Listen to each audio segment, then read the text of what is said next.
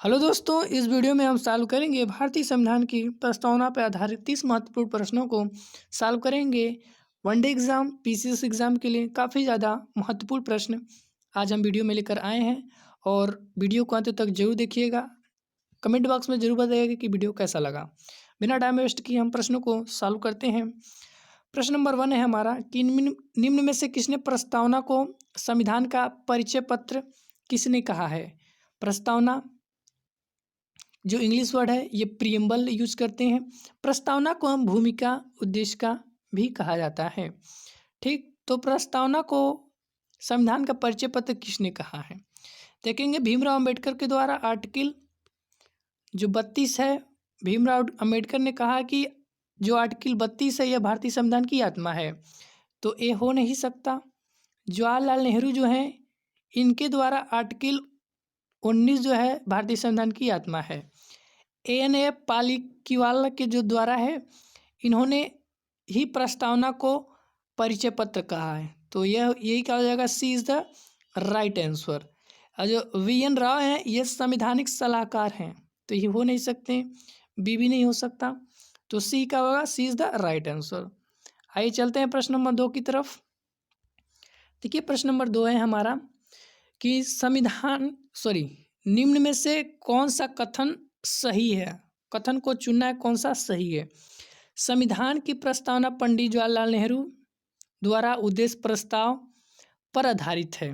ठीक, तो संविधान की जो प्रस्तावना है वो पंडित जवाहरलाल नेहरू प्रस्तुत उद्देश्य प्रस्ताव पर आधारित है। क्या है, सही है। देखेंगे 13 दिसंबर 1946 को पंडित जवाहरलाल नेहरू के द्वारा उद्देश्य प्रस्ताव लाया गया था, तो ये क्या है, सही है। संविधान की प्रस्तावना को उद्देशिका कहकर भी संबोधित किया जाता है। बिल्कुल, प्रस्तावना को उद्देशिका भी, भूमिका भी बोला जाता है, तो दोनों के दोनों कथन क्या हुए, सही हुए। तो ऑप्शन किस पे जाएगा, सी पे। एक और दोनों is the right answer, C is the right answer. अब आइए चलते हैं प्रश्न नंबर 3 की तरफ।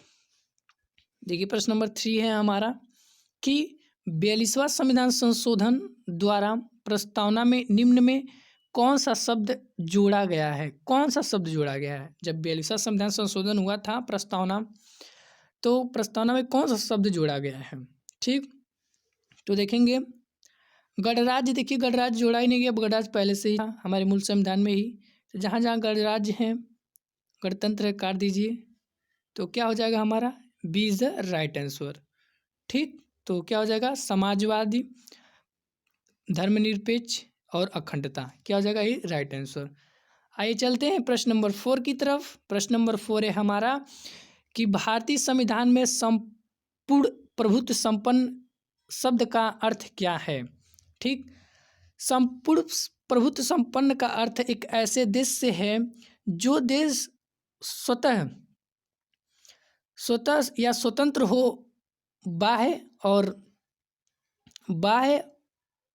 और आंतरिक मामले में निर्णय लेने में स्वयं क्या हो, सक्षम हो, आंतरिक और बाह्य मामलों में। तो देखेंगे कहाँ पर ये मिलेगा ऑप्शन, तो केवल आंतरिक मामले में स्वतंत्र निर्णय में शक्ति हो नहीं सकता, केवल बाह्य मामले में ये भी नहीं हो सकता, आंतरिक और बाह्य मामले में स्वतंत्र निर्णय लेने की शक्ति हो, वही इसके क्या हो जाएगा, संपूर्ण प्रभुत्व संपन्न का सही अर्थ है, ये क्या हो जाएगा हमारा, सी इज द राइट आंसर। आइए चलते हैं प्रश्न नंबर 5 की तरफ। 5 है हमारा कि भारत के संदर्भ में कौन धर्मनिरपेक्ष शब्द का सही भाव व्यक्त करता है। भारत में अनेक धर्म है, बिल्कुल गलत। भारत में राज्य का कोई धर्म नहीं है, बिल्कुल सही। भारत में कोई भी राज धर्म है। भारत को हम हिंदू राष्ट्र या ईसाई राष्ट्र नहीं कहते हैं, तो इसका अर्थ क्या हो जाएगा धर्मनिरपेक्ष का, कि भारत राज्य का कोई धर्म नहीं है। B is the right answer हो जाएगा, आगे हमें जाने की जरूरत ही नहीं है, तो B is the right answer. आइए चलते हैं प्रश्न नंबर 6 की तरफ। प्रश्न नंबर 6 है भारतीय संविधान के किस भाग को उसकी आत्मा की संज्ञा प्रदान की गई है। किसको, तो भारतीय संविधान की प्रस्तावना को। D is the right answer. अब आइए चलते हैं प्रश्न नंबर 7 की तरफ। भारतीय संविधान की प्रस्तावना में कितनी बार संशोधन संशोधित किया गया है, सॉरी। तो कितनी बार? तो केवल एक बार 42वां संविधान संशोधन 1976 में, 42वां संविधान संशोधन 1976 में केवल एक बार संशोधन किया गया 1976 में। आइए चलते प्रश्न नंबर 8 की तरफ। प्रश्न नंबर 8 है हमारा कि भारतीय संविधान की जो प्रस्तावना की जो भाषा है किस देश से लिया गया है। ठीक, किस देश से लिया गया? तो ऑस्ट्रेलिया बताएंगे। लेकिन अगर पूछ ले आपसे कि भारतीय संविधान प्रस्तावना जो किस देश से लिया गया है, तो वो अमेरिका से लिया गया है। याद रखेंगे, भाषा ऑस्ट्रेलिया से लिया गया संविधान प्रस्तावना की भाषा, लेकिन प्रस्तावना जो है अमेरिका से लिया गया है। तो आंसर क्या होगा हमारा इस क्वेश्चन का? डी होगा। चलते हैं प्रश्न नंबर 9 की तरफ। प्रस्तावना में स्वतंत्र, समानता, बंधुत्व शब्द किस देश से संविधान से लिया गया है? ठीक, किस देश के संविधान से लिया गया है? तो देखेंगे कौन सा देश है? फ्रांस से लिया गया है। तो B is the right answer. आइए चलते हैं प्रश्न नंबर 10 की तरफ। भारत में निम्न में से समाजवाद के स्वरूप को अपनाया गया है। ठीक, किस स्वरूप को अपनाया गया है? तो लोकतांत्रिक समाजवाद को अपनाया गया है। सी इज द राइट आंसर। प्रश्न नंबर 11 है कि भारत में किस प्रकार के लोकतंत्र हैं? भारत में अप्रत्यक्ष लोकतंत्र है। ठीक, प्रत्यक्ष लोकतंत्र का अर्थ होता है कि जनता, वहाँ की जनता स्वयं शासन करे, किसी भी निर्णय स्वतंत्र जनता ही ले। अप्रत्यक्ष में ऐसा नहीं है। जनता क्या होती है? जनता अपना खुद प्रतिनिधि चुनती है। वह प्रतिनिधि जनता के लिए क्या करता है? कानून बनाता है। तो अप्रत्यक्ष लोकतंत्र है। कमेंट बॉक्स में बताइएगा कि प्रत्यक्ष लोकतंत्र किस देश में है। ठीक, अब आइए चलते प्रश्न नंबर 12 की तरफ। निम्न में से भारतीय संविधान की प्रस्तावना में उल्लेखित नहीं है। ठीक, देखेंगे सामाजिक न्याय, आर्थिक न्याय, राजनीतिक न्याय, ये तीनों क्या है? उल्लेखित है प्रस्तावना में। ठीक, आपको प्रस्तावना याद होना चाहिए तो आप क्वेश्चन को सॉल्व कर लेंगे। देखिए धार्मिक न्याय की जो है उल्लेखित नहीं है। तो 12 का प्रश्न नंबर 1 एक का हो जाएगा, राइट आंसर हो जाएगा। आइए प्रश्न नंबर 30 की तरफ चलते हैं। तो यहाँ पर देखिए प्रस्तावना में सामाजिक, आर्थिक, राजनीतिक न्याय, इन तत्वों को किस देश से लिया गया है? ठीक, सामाजिक और आर्थिक, राजनीतिक न्याय तत्वों को किस देश से लिया गया है? अमेरिका से लिया नहीं गया है। ठीक, तो देखेंगे 1 मिनट। तो देखेंगे सामाजिक और आर्थिक तो देखेंगे सामाजिक, आर्थिक, राजनीतिक न्याय तत्वों को किस देश से लिया गया है? तो किस देश से लिया गया है? रूस से लिया गया है। तो ए इज द राइट आंसर हो जाएगा। आइए चलते प्रश्न नंबर 14 की तरफ। भारतीय संविधान की जो प्रस्तावना में निम्न में से किस स्वतंत्र का वर्णन नहीं है?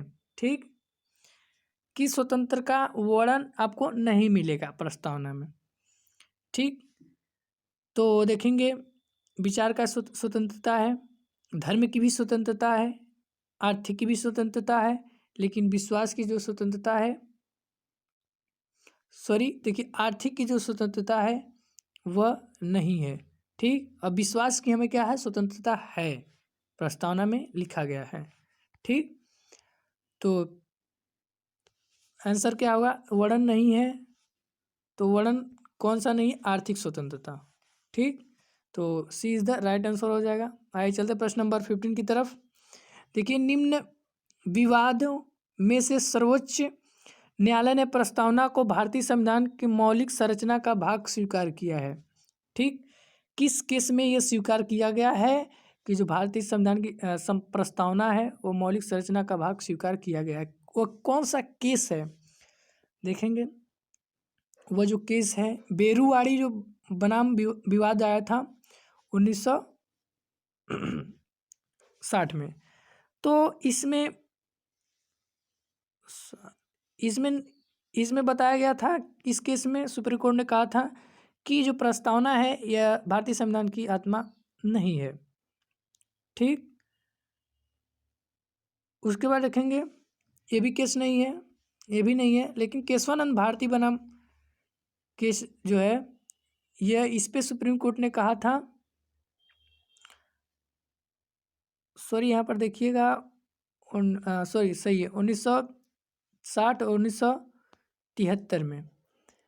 तो यह 1973 में कहा गया था कि प्रस्तावना जो है भारतीय संविधान की आत्मा है और भारतीय संविधान की अंग भी है, स्वीकार किया गया था। तो केशवानंद भारती बनाम संघ में ये क्या हो जाएगा, हमारा राइट आंसर हो जाएगा डी। अब आइए चलते हैं प्रश्न नंबर 16 की तरफ। देखिए प्रस्तावना से, ठीक, प्रस्तावना से हमें कौन सी जानकारी मिलती है? तो प्रस्तावना से हमें मौलिक अधिकार की जानकारी नहीं मिलती है, राष्ट्रपति की जानकारी भी नहीं मिलती, प्रधानमंत्री के बारे में जानकारी भी नहीं मिलती है। देखिए संविधान के बारे में संक्षिप्त जानकारी मिलती है, यही क्या होगा, राइट आंसर होगा।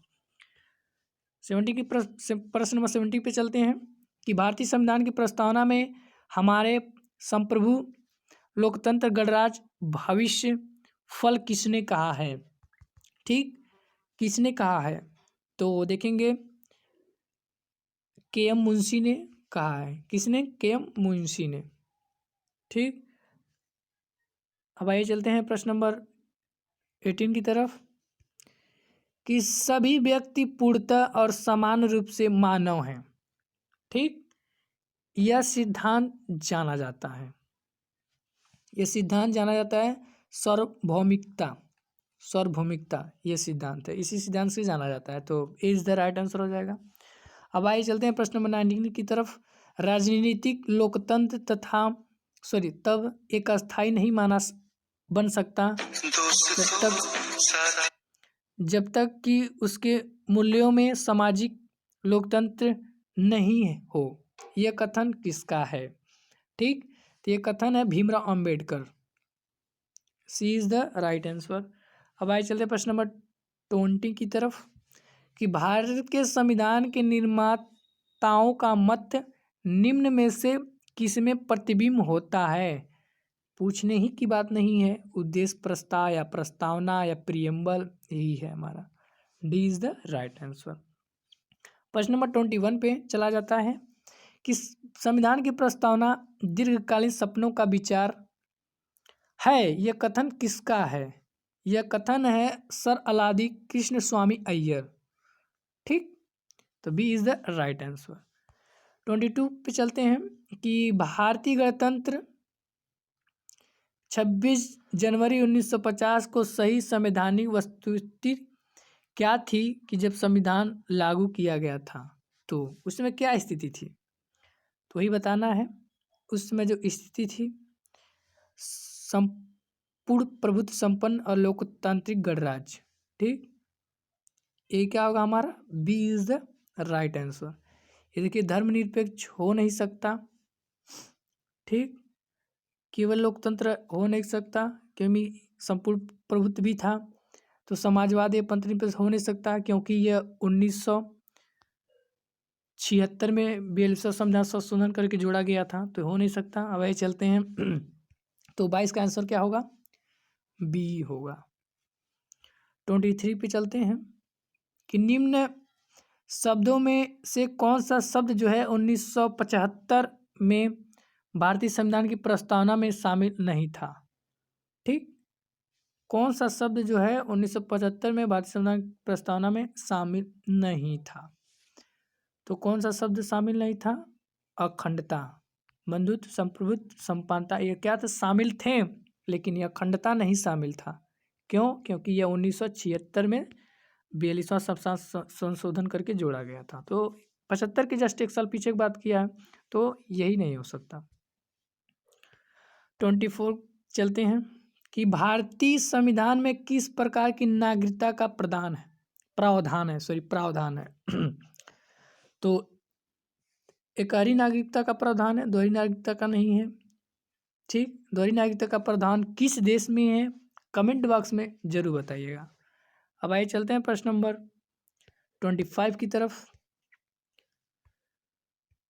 कि निम्न में से किस अनुच्छेद के तहत नागरिकता संबंधी प्रावधान का उल्लेख है? किसमें नागरिकता संबंधी प्रावधान का उल्लेख? किस आर्टिकल में है, किस आर्टिकल से है, किस आर्टिकल तक, तो आपको मिलेगा 5 से 11 तक। ए इज द राइट आंसर। प्रश्न नंबर 26 है हमारा कि निम्न में से नागरिक संबंधी कानून बनाने का अधिकार किसको है। पूछने की बात नहीं है, संसद को है। नागरिक संबंधी कानून बनाने का अधिकार संसद को है, राज्य को है। 27 है कानूनी दर्ज के आधार पर व्यक्ति के निम्नलिखित में से कौन सा वर्ग शामिल है। ठीक, शामिल है, कौन सा वर्ग जो है शामिल है, तो बताएंगे नागरिक, अन्य देशी, राज्यविहीन व्यक्ति और शरणार्थी, ये क्या है, यही शामिल है। तो ए इज द राइट आंसर। प्रश्न नंबर 28 है कि संसद द्वारा पारित किस अधिनियम में नागरिकता का अर्जन समाप्ति के प्रावधान है। ठीक, तो नागरिकता अधिनियम 1955 में इसका प्रावधान अर्जित समाप्ति का है। प्रश्न नंबर 29 पे चलते हैं कि निम्नलिखित में से कौन से जो मूल अधिकार हैं जो केवल भारत को प्राप्त हैं, भारतीयों को प्राप्त हैं। ठीक, वो कौन सा आर्टिकल है, तो 15 है, 16 है, 19 है, 29 है, 30 है। तो किस में मिल रहा है, सी में मिल रहा है। 29 का सी क्या हो जाएगा, राइट आंसर। आज का लास्ट प्रश्न है कि भारत के संविधान में एकल नागरिकता का जो प्रावधान है किस देश से लिया गया है। ठीक, एकल नागरिकता का जो प्रावधान है हमारे संविधान में लिया गया है, तो किस देश से लिया गया है, ब्रिटेन। ठीक, क्या कहेंगे, Britain is the right answer. आज के लिए बस इतना ही दोस्तों। वीडियो कैसा लगा कमेंट बॉक्स में जरूर बताइएगा, जब भी भूल हुई हो उसको क्षमा करिएगा, और वीडियो कैसा लगा कमेंट बॉक्स में जरूर बताइएगा।